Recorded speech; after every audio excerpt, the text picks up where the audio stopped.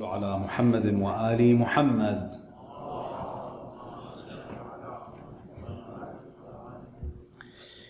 أعوذ بالله من الشيطان اللعين الرجيم.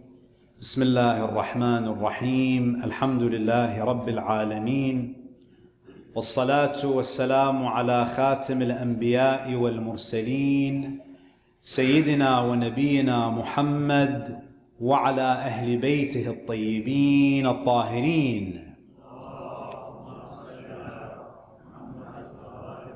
ولعنة الله على أعدائهم ومنكر فضائلهم من الآن إلى قيام يوم الدين. رب اشرح لي صدري ويسر لي أمري واحلل عقدة من لساني يفقه قولي. Respected elders, brothers and sisters, Assalamu alaikum wa rahmatullahi wa barakatuh. Approximately 300 years after the death of Musa alayhi salam, Bani Israel found themselves under the tyranny of the Philistines, which was an invading people that had conquered Canaan and some of their surrounding areas. It was almost a repeat of what they experienced under Fir'aun.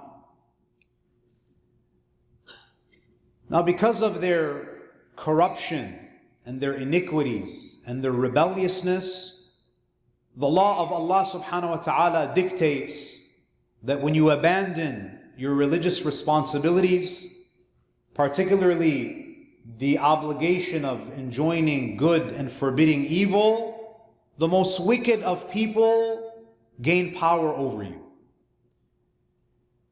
The situation became so severe that Bani Israel had made a decision that enough is enough. We have to fight for our faith, for our lives, and for our land. And hence they turned to the prophet who was among them. The Quran doesn't mention his name, but the narrations and the biblical sources indicate that it was Prophet Samuel. And they said to him, "Appoint for us a king. We want to fight in the way of God. ابعث لنا ملكا نقاتل في سبيل الله." Now, of course, Prophet Samuel was not overtaken by the lofty rhetoric, so he questioned their steadfastness.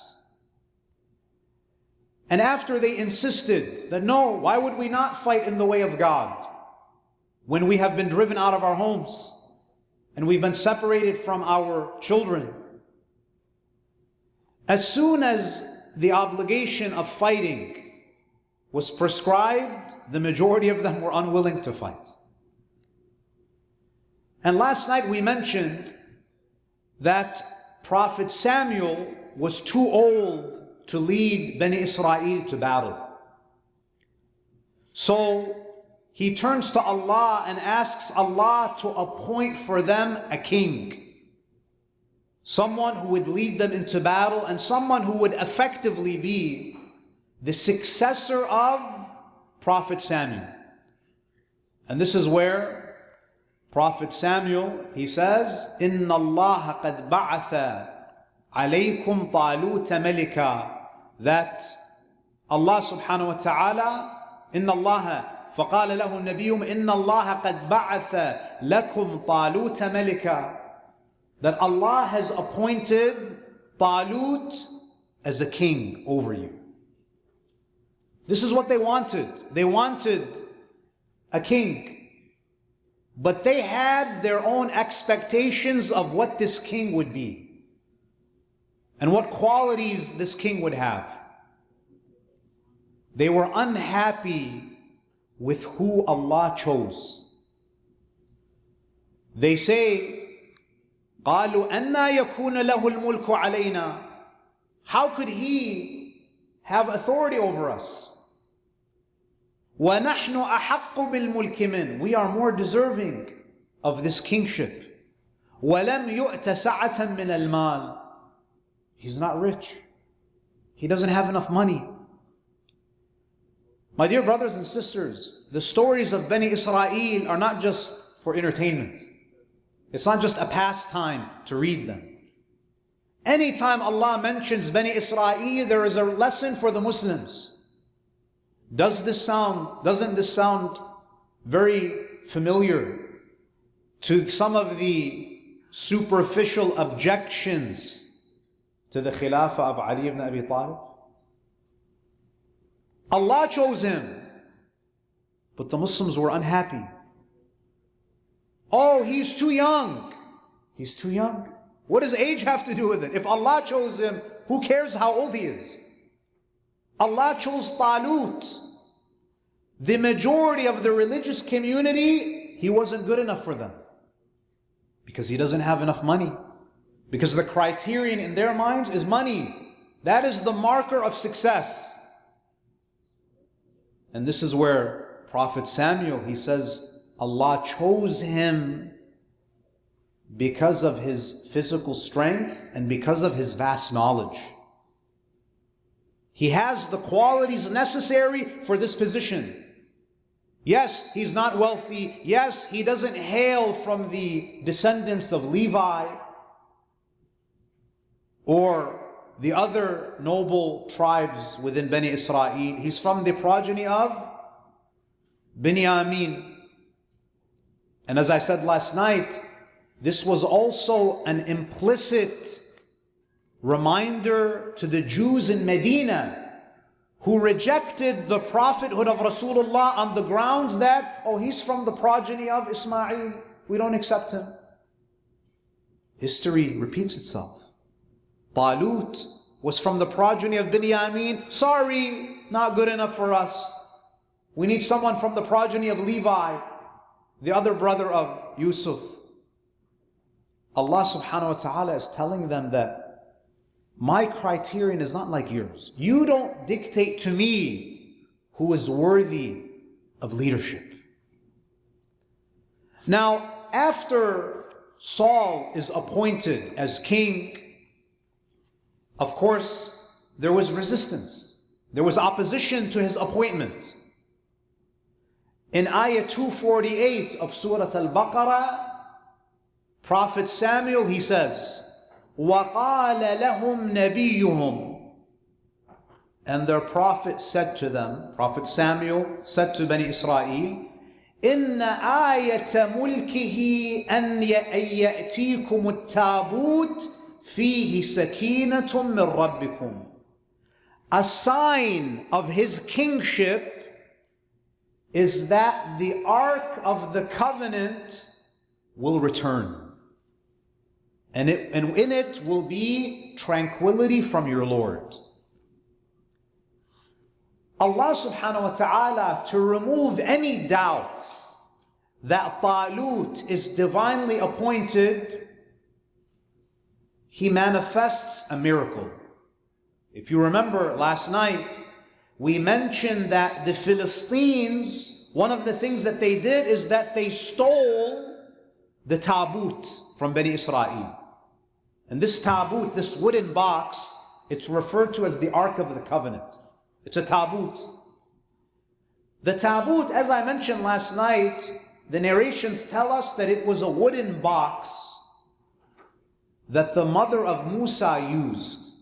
She put Musa as an infant in that wooden box and she placed him in the Nile. So this tabut has historical and religious significance, number one. And this tabut was a source of tranquility for Bani Israel. This is why they used to take the tabut with them when they used to go to the battlefields. They used to draw inspiration from it. It was a visual reminder of how Allah can give us victory even when the odds are heavily stacked up against us. You know, imagine how much strength we would derive if we went to battle and we saw Dhul Fiqar in front of us. It was the same idea.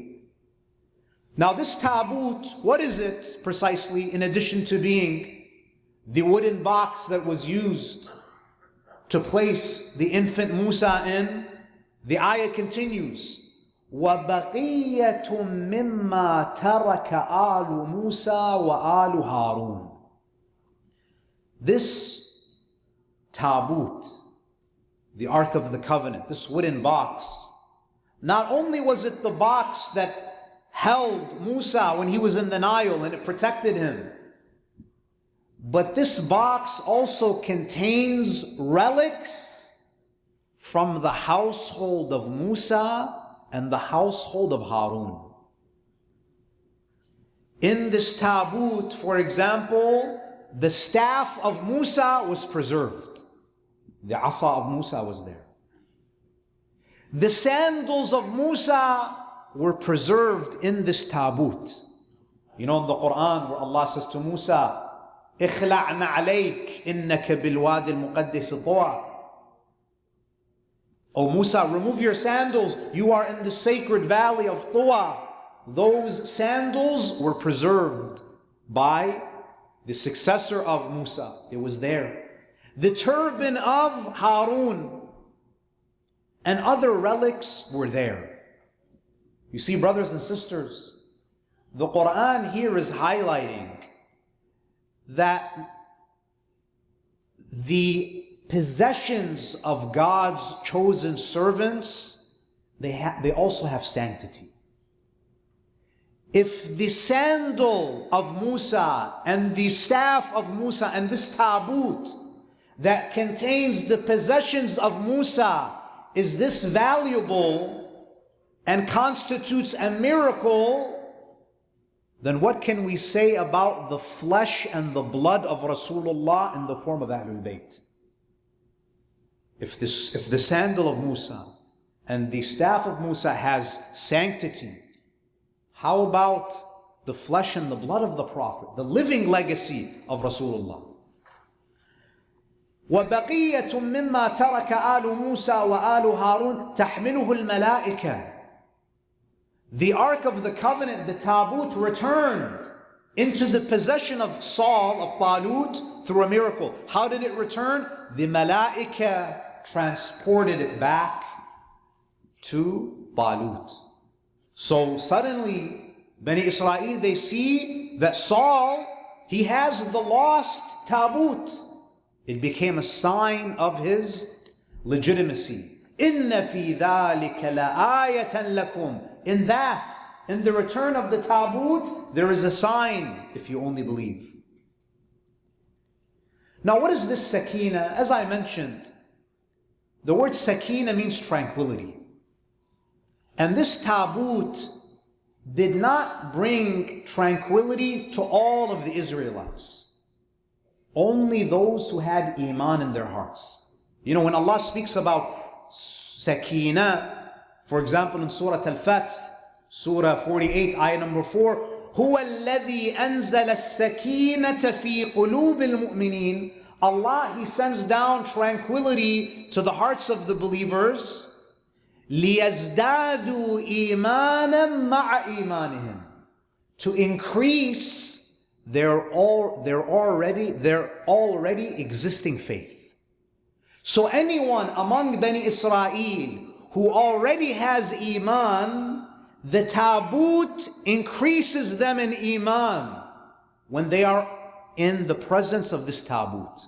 And therefore, they used to bring this taboot to battle, because this is when you need to have strong iman in order to overcome your enemies. So after this mu'jiza, everyone accepts, okay, now there's no room for us to debate whether Talut is actually chosen by God or not. Ayah number 249 of Surah Al-Baqarah. فَلَمَّا فَصَلَ طَالُوتُ بِالْجُنُودِ قَالَ إِنَّ اللَّهَ مُبْتَلِيكُمْ بِنَهَرٍ. As Talut set out with the armies, now in terms of how large his army was, the Old Testament says he had 3,000 soldiers with him. And the intent is to go and face against the army of Goliath and recapture Canaan.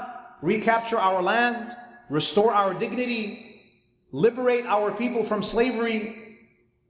So as he leads his men towards the enemy forces, he says to them, they're passing by a river and they're thirsty.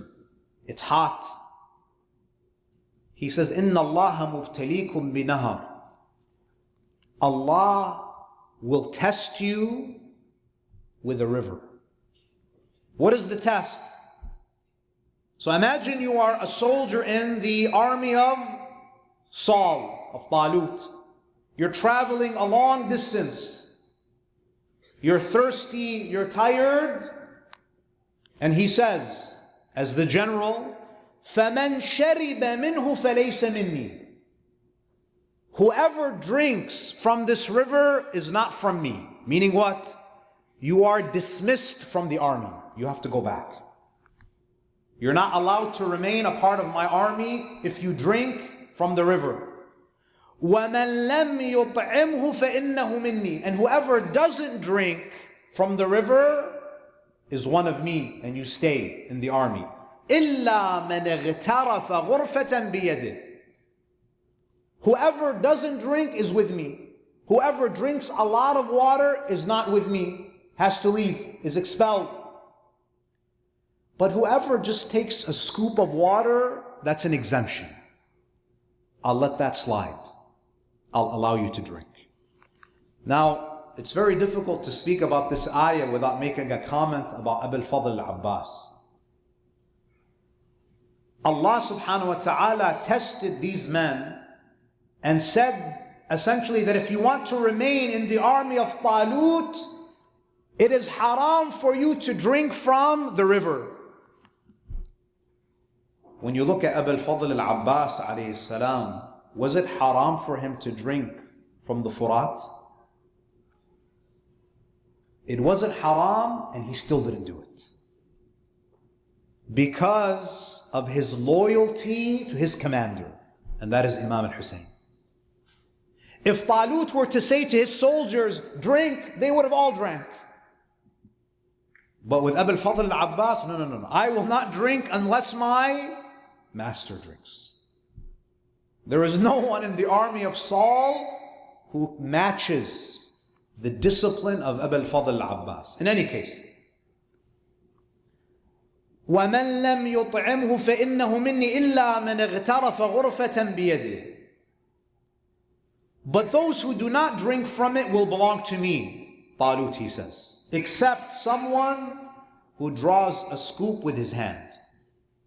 So what happens? فَشَرِبُوا مِنْهُ إِلَّا قَلِيلًا مِنْهُمْ. The majority of the army drank from the river. Now why is Talut doing this? Because Talut alayhi salam, he knows from the comment and from his past experience, he knows that the majority of his army doesn't actually want to fight. They're all talk. He's a man of wisdom. When he heard Prophet Samuel questioning the resolve, he knew that there are a lot of people in this army who don't belong.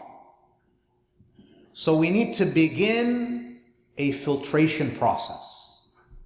We need to filter out the disloyal, weak-hearted soldiers. The majority of them drank. That means what? The majority of the army was dismissed. He said, go back. Now, Talut knows that if I take an army where the majority of them don't actually want to fight, it's a suicide mission. Because if I go to battle and tens of and hundreds start to retreat, my entire army will be demoralized. So I have to take with me the elite. So one thing that a wise leader does is that he takes stock of his people. He evaluates the level of commitment among his people. And this is why when you look at the dhuhur of the 12th Imam, the Imam has two categories of followers. He has ashab and he has ansar. He has companions and he has supporters. He knows who his inner core is. He knows who is fully committed and who is partially committed. We need to know this as community leaders, as organizational leaders. You need to know who your core is, who you can depend on. You have to know that not everyone is the same. You have to be able to look past the talk and determine who is truly committed. And you can only know who is truly committed under stress tests. There needs to be tests. There needs to be difficulties. So Talut understands that if we are going to defeat the army of Goliath, the help of Allah will only come if we have a fully committed army that is doing this purely for Allah. We don't need these people. They need to be removed. Otherwise, they will jeopardize the victory. So the majority of the army is dismissed. Who now remains with Talut? Those who did not drink and those who just took a scoop of water. Those who drank Allah, they were dismissed. So now the army of Talut is comprised of two ranks. Those who are fully committed, who did not drink a drop of water, and those who drank a little bit of water, who are partially committed. So there's that first test that took place. The ayah continues, فَلَمَّا جَاوَزَ هُوَ وَالَّذِينَ آمَنُوا مَعَهُ. So when he crossed it, when he, Saul, Talut, crossed the river, along with the faithful who were with him, those who did not drink and those who took a scoop, they were the faithful ones who remained. قَالُوا لَا طَاقَةَ لَنَا الْيَوْمَ بِجَالُوتَ وَجُنُودِهِ. They said, we have no strength today against Goliath and his troops. Which of the two groups you think made this comment? The ones who took a scoop, they are the ones who eventually broke. And they said, when they saw the huge army of Goliath, they said, we don't have the strength to face this army. And then what does the ayah say? قَالَ الَّذِينَ يَظُنُّونَ أَنَّهُمْ مُلَاقُوا اللَّهِ. Those who were certain that they would encounter Allah. They said what? كَم مِّن فِئَةٍ قَلِيلَةٍ غَلَبَتْ فِئَةً كَثِيرَةً بِإِذْنِ اللَّهِ. Those who were certain of their encounter with Allah. Who do you think that group is? The ones who did not drink anything. Allah subhanahu wa ta'ala mentions the one thing that made these two groups different. One had partial faith in the akhirah and one had yaqeen in the akhirah. If you want to be truly disciplined, it will only come if you have certainty and conviction in life after death. But if you're a little bit shaky, you're not going to have the same level of resolve and commitment. So you see that those who did not drink, they exhibited the highest level of discipline and faith. They were the ones who said, how many times has a small group defeated a large group with the permission of Allah? They were fearless. They were fearless when they saw an army that was larger than them in a numerical sense. But it did not shake them because of their yaqeen, because of their certainty. Now, one of the things that we draw, one of the lessons that we benefit from this story of Talut is number one, as I mentioned last night, the story begins with what? It begins with a highly motivated community. They were very motivated. As we go back, if we go back to the ayah, if we go back to ayah number 246, إذ قالوا لنبي لهم ابعث لنا ملكا نقاتل في سبيل الله. This is the same community that said to Prophet Samuel, appoint for us a king so that we can fight in the way of Allah. They were motivated.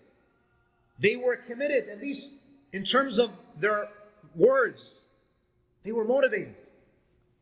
This story highlights what? The story highlights that motivation is not enough. You know, these days everyone is looking for motivation. I want a motivational clip. I want to be motivated. Bani Israel, they were motivated. But do you know what the problem is with motivation? It doesn't last. Motivation fades. When things get difficulty, you lose motivation. The ones who succeeded are not the ones who were just motivated, because everyone was motivated in the beginning. The ones who had discipline, they were the ones who achieved success. Because anyone can identify what the problem is and what needs to be done. But very few people translate ideas and rhetoric into action. That's the first lesson. Stop making excuses about I'm not motivated. No, motivation is not going to do it for you. Even if you ask the most athletic people in the world, are they always motivated to exercise? No. In fact, most of the time they're not motivated. But they do it anyway, and that's what separates them from the rest. Are you always going to be motivated to pray Salatul Fajr? You're not. But you do it because you're a person of discipline. And you know that Allah in His infinite wisdom, He would not prescribe something unless it was beneficial. It's not about motivation. It's about discipline and commitment. That's number one. Number two, the second lesson that we draw from this narrative is, and this is a very, very important one, good followership is just as, or sometimes even more important than good leadership. Sometimes we obsess about who the leader is. And in many cases, Allah blesses us with leaders who are sufficiently good. They're not perfect. And I'm talking about on a community level. We might not have perfect leaders, but we have leaders who are good enough.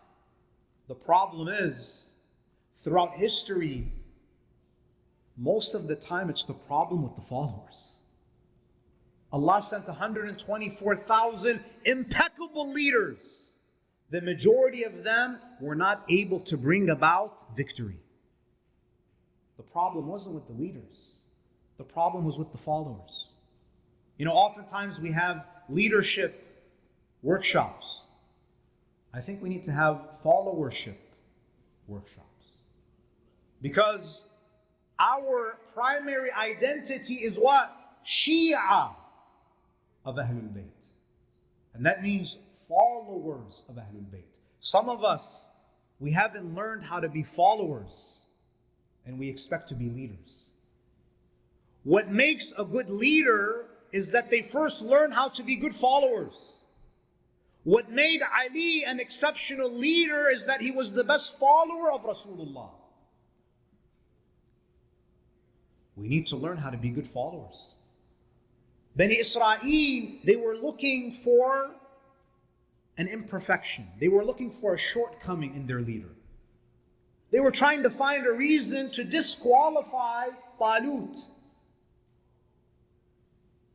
Sometimes you have to humble yourself and say that this person is sufficiently good, even though they might not fit my criterion for the perfect leader, but I will participate and I will serve the greater cause. Everyone wanted to be a king in the story. When Prophet Samuel appointed Talut, that we should be kings. Why is he a king? How come I'm not a king? Sometimes we have to learn how to serve without having a title. Sometimes we have to serve in the way of Allah without having a position. And as we will see in the story, the star in the battle is going to be Dawood, and he doesn't have a title at this point. And finally, brothers and sisters, another lesson that we learn is what we value is often not the same as what Allah values. Allah values knowledge. He values humility. He values taqwa. People, they value what family does he come from, how much money does he have. That's the criteria. And finally, do not underestimate or trivialize any command of God. The army of Saul was probably thinking to themselves, what does drinking water have to do with fighting a battle? It seems counterintuitive. If I want to go to battle, I should be hydrated. This is a reminder that sometimes the laws of God may seem counterintuitive, but we still have to submit because Allah subhanahu wa ta'ala knows best. وآخر دعوانا الحمد لله رب العالمين وصلى الله على محمد وآله الطاهرين.